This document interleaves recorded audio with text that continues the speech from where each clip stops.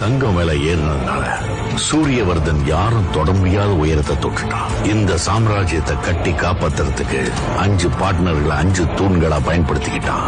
Bhargav, Rajendra Desai, Andrews.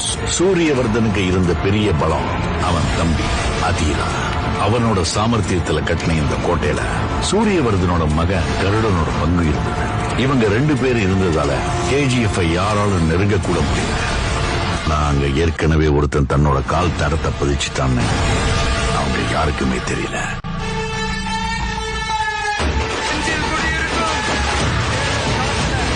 Powerful people come from powerful places. Andrews எப்போ பாம்பே